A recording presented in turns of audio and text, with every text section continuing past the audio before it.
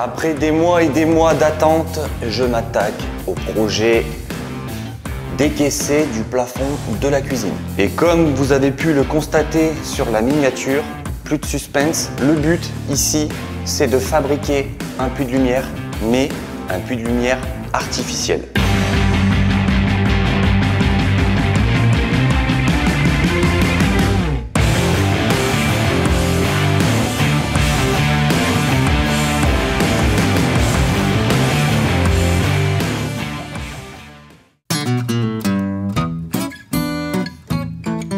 Maintenant que la chape est coulée, tu vois là, il y a les membres de mon équipe qui ont certainement terminé le ratissage de la chambre. Bon, après, c'est plus un secret pour personne. Tout le monde est au courant que je ne suis pas tout seul depuis le début et qu'il y a une équipe cachée qui fait tout le boulot en off. Donc, je pense qu'ils ont terminé.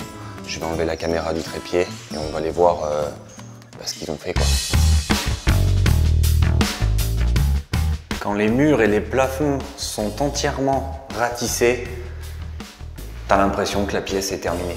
Ça fait neuf, ça fait plaisir, je suis content. Les mecs ont bien bossé. Il restera simplement à mettre un coup de ponçage au 240. Sachant qu'ils ont fait ça pendant les fortes chaleurs, il faisait 36 degrés. Donc d'où l'importance d'être trois. Un qui applique l'enduit au rouleau, le deuxième passe derrière et vient lisser avec la lisseuse. Et le troisième est là pour coordonner les deux premiers. Non, je suis content, il est important de savoir bien s'entourer et surtout bien choisir son équipe parce que là, le boulot est top, le boulot est top. En espérant qu'il garde cette qualité de travail pour les autres pièces de la maison. Parce que là, c'est qu'une chambre. Les pièces les plus compliquées, pièces de vie, l'autre chambre là-bas, il y a encore du boulot. Première étape, fabrication de la structure de base. Cet acier provient de laminedefer.fr, partenaire de la chaîne. J'ai choisi du T en acier de 40 mm par 40 mm sur 5 mm d'épaisseur.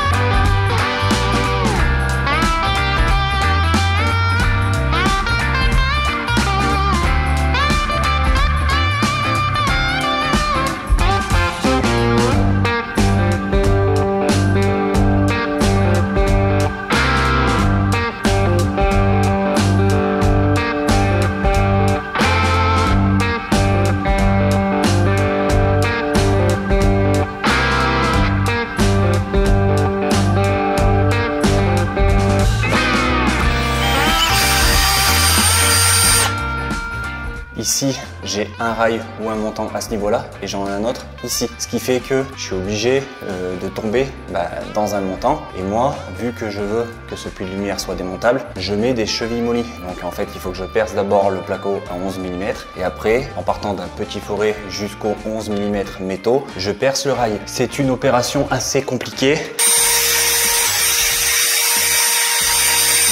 Forcément, je vais avoir des traces vu que la structure, je vais la souder sur place pour avoir la cote précise. Voilà, j'ai une trace ici. C'est pas grave. Moi, j'ai mis une couche de blanc pour que le haut et l'angle ici soient blancs. Et une fois que le puits de lumière sera terminé, je reprendrai là où il y a des petits défauts. Et de toute façon, il sera redémonté et je repasserai un coup de blanc quand je mettrai mon coup d'airless.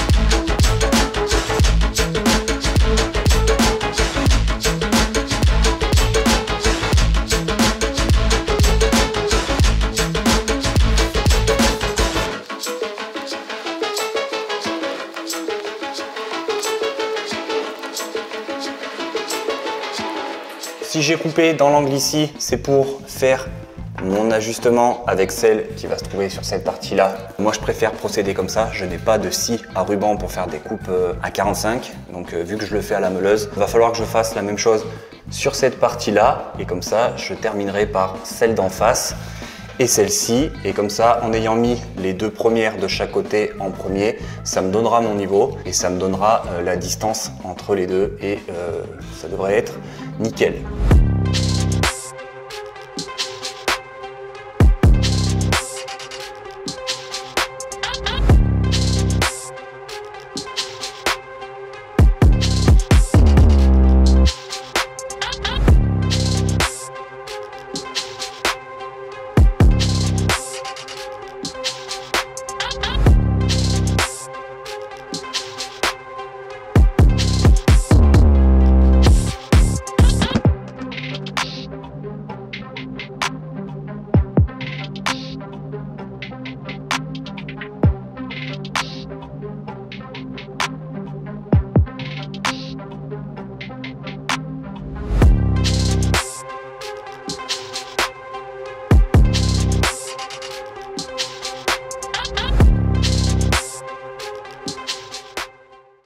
Là, tu vois, je viens coller du scotch sur mon placo. Et après, j'ai un rouleau de joint comme ceci qui fait 1 mm d'épaisseur et je viens le coller sur mon scotch. Parce que si je colle le joint sur mon placo, je vais arracher la peinture, c'est sûr, à 99%. En gros, c'est pour me créer une cale de 1 mm. Comme ça, en fait, quand je vais visser toutes mes parties de mon cadre sur tout le tour du décaissé, je vais avoir un jeu d'1 mm entre le cadre et le placo.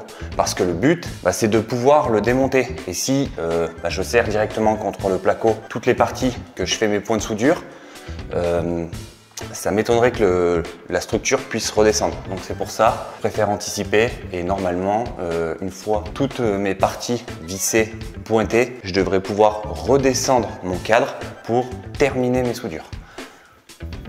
Explication terminée.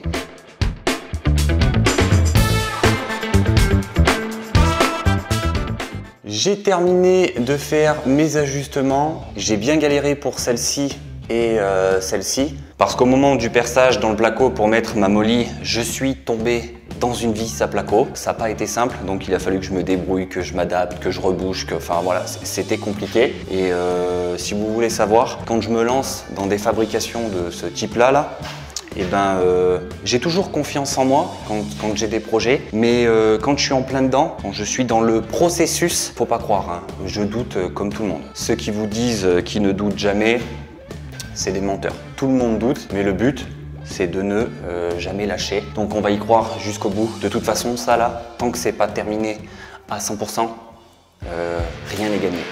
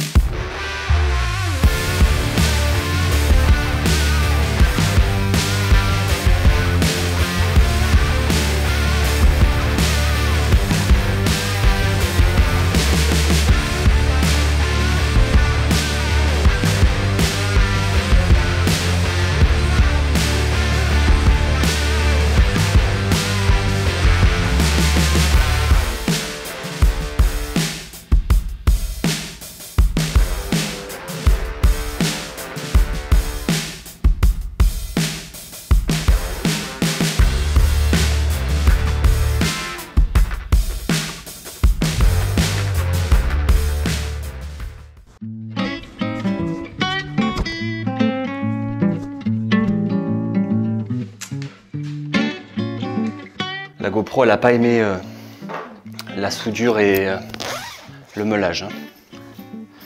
Oui, j'enlève ma veste. Ça m'arrive parfois de souder en manche longue. Je suis désolé pour mes haters. Je sais pas si tu as remarqué, depuis le début de cette vidéo, il y a 2-3 petits trucs qui ont changé au niveau du matos que j'utilise.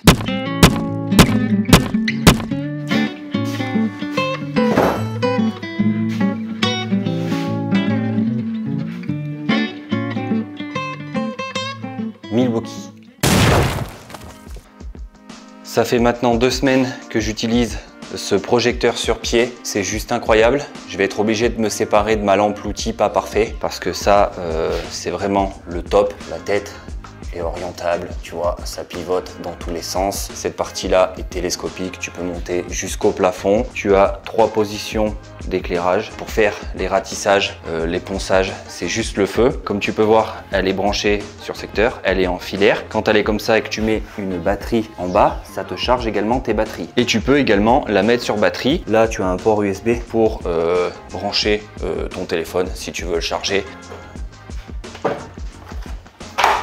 Mini ponceuse, comme tu peux voir, elle est déjà pleine de poussière parce que je l'ai déjà utilisée pour aller poncer dans l'écueil.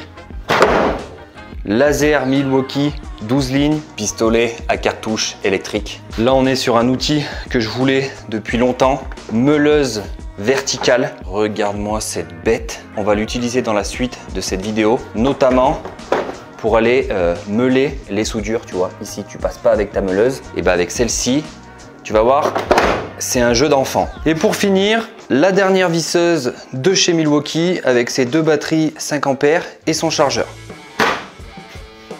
Je vais pas te mentir, quand j'ai été contacté par Milwaukee, je pensais que c'était une connerie. Je pensais que c'était un fake. Et puis après, j'ai reçu tous ces outils. Et là, j'ai bien pris conscience que ce n'était pas un fake. S'il y a bien une marque avec laquelle je rêve de collaborer, c'est Milwaukee. C'est pour ça que j'y croyais pas. Et puis bah là, c'est bien réel. Du coup, j'en ai profité pour leur demander s'il était possible qu'on fasse un petit jeu concours pour vous faire gagner un truc. Ce super pack visseuse avec ses 2 batteries 5 ampères et son chargeur seront à gagner lors d'un jeu concours qui se passera sur Instagram. Ce jeu concours est prévu pour le 14 août. Tout sera précisé sous le post en question. Je crois que ça va être un réel normalement. Un énorme merci à Milwaukee pour l'envoi de tous ces outils. Ça va vraiment me changer la vie. Et en plus de ça, ils ne m'ont rien demandé. Ils m'ont pas demandé d'en parler en vidéo. Ils m'ont envoyé un mail. Ils m'ont dit on aime bien tes vidéos. On veut t'envoyer du matos pour que tu puisses tester et pour que ça puisse t'aider pour ton chantier. Merci Milwaukee.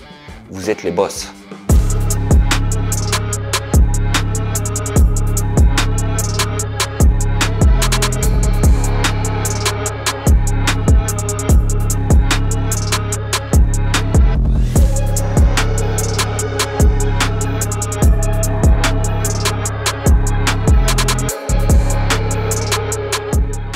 La structure de base est terminée. Et pour donner l'illusion d'un vrai puits de lumière, qu'on ait l'impression de voir le ciel, les nuages, j'ai fait imprimer un plexiglas de 5 mm. Et pour fixer ce plexi dans cette structure, c'est le même principe qu'une verrière. Il va falloir que je fabrique des pare-closes avec des cornières en 20 par 20 qui vont se positionner comme ceci. Et pour prendre en compte l'épaisseur de mon plexiglas qui fait 5 mm plus un joint de 1 mm de chaque côté, j'ai des cales de 7 mm. Donc en gros, je vais les placer comme ça, un peu de partout, et ça viendra comme ceci. Et après, une fois que j'aurai fait toutes mes coupes, il va falloir percer les pare-closes et percer le cadre de base et tarauder à l'intérieur pour venir les visser.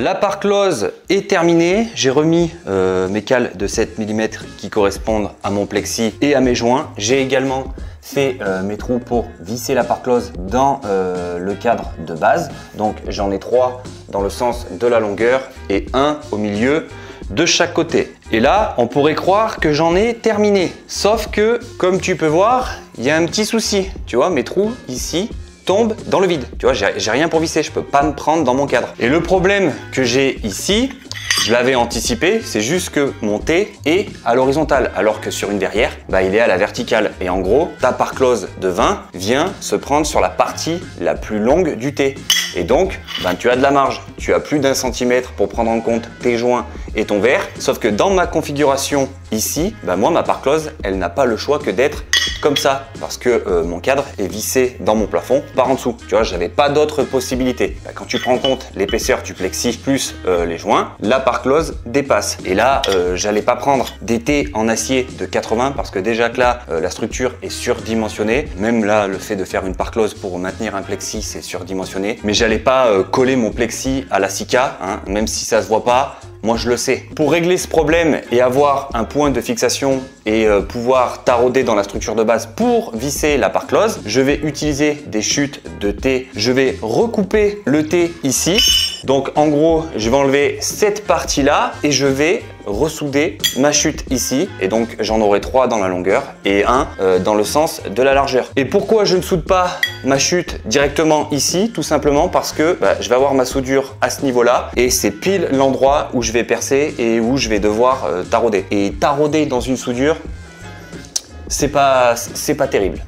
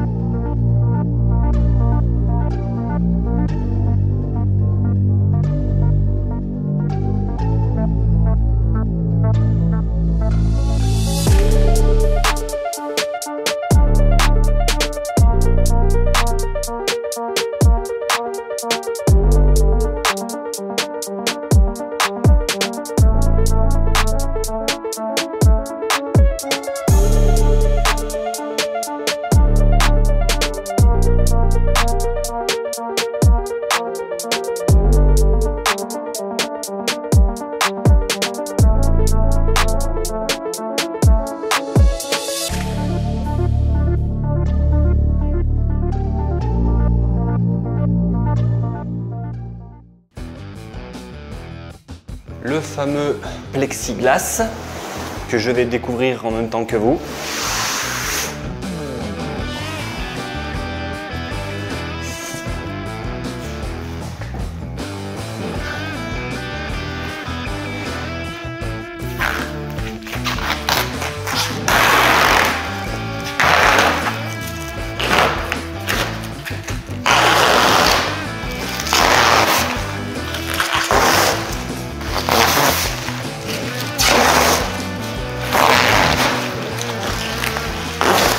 Il faut savoir que cet imprimé-là n'existe pas. Je l'ai fait moi-même sur mesure avec un logiciel. J'ai rajouté des nuages, j'ai rajouté des branches d'arbres parce que quand je me trouve dans ma cuisine, comme tu peux voir, j'ai un arbre ici et j'ai des arbres ici. Et donc, pour vraiment donner l'illusion du puits de lumière, j'ai essayé de faire en sorte de placer également des branches. Pour information, ce plexiglas m'a coûté 200 € avec les frais de port. Avant de placer le plexi dans le cadre et de mettre la part close et de visser l'ensemble, je vais coller mon joint de 1 mm sur tout le tour ici et ça des deux côtés pour pas que le plexi soit directement en contact avec la part close en acier et le cadre en acier.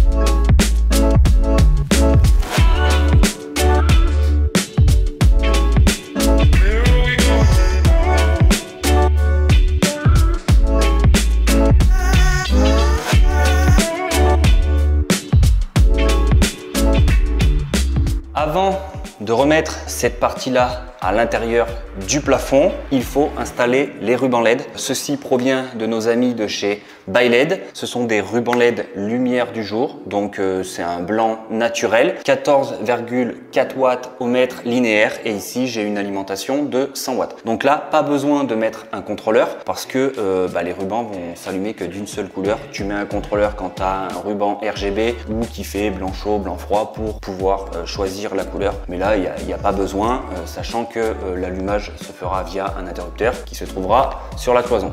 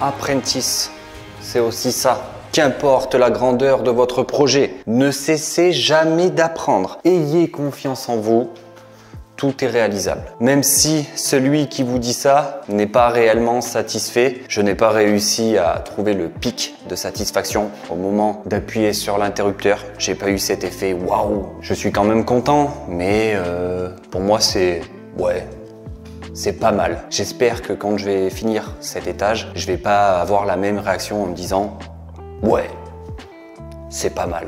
J'espère que ce projet vous aura plu et que cela pourra vous inspirer ou vous donner des idées pour chez vous. N'hésitez pas à partager cette vidéo pour la faire décoller et éviter qu'elle tombe dans le néant ou dans les abysses de YouTube. Merci à tous mes partenaires, merci à la mine de fer, merci à ByLED et merci à Milwaukee. N'oubliez pas, je concours le 14 août pour gagner la visseuse Milwaukee sur Instagram. Mon Instagram s'affiche juste ici. On se retrouve à la rentrée au mois de septembre. Je coupe YouTube pour le mois d'août, même si moi je ne compte pas prendre de vacances. Je vais bosser ici en off, mais le fait de couper YouTube, ça va me permettre de souffler un peu plus. Merci à tous pour votre soutien, vos partages, vos commentaires, vos likes. Je vous souhaite de passer de très bonnes vacances. On se retrouve à la rentrée.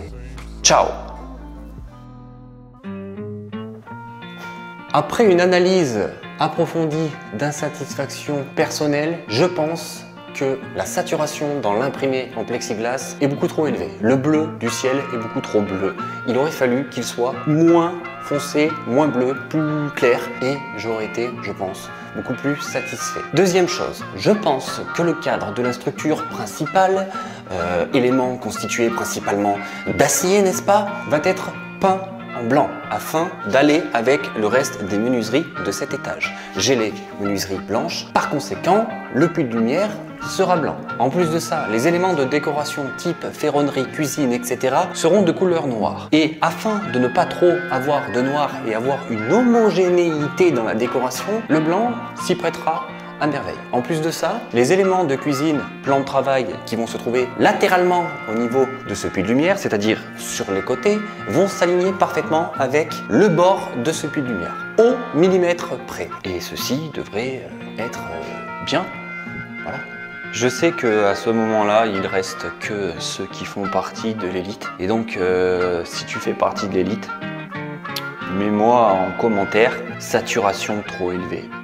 Voilà. Bonnes vacances à tous. Bisous.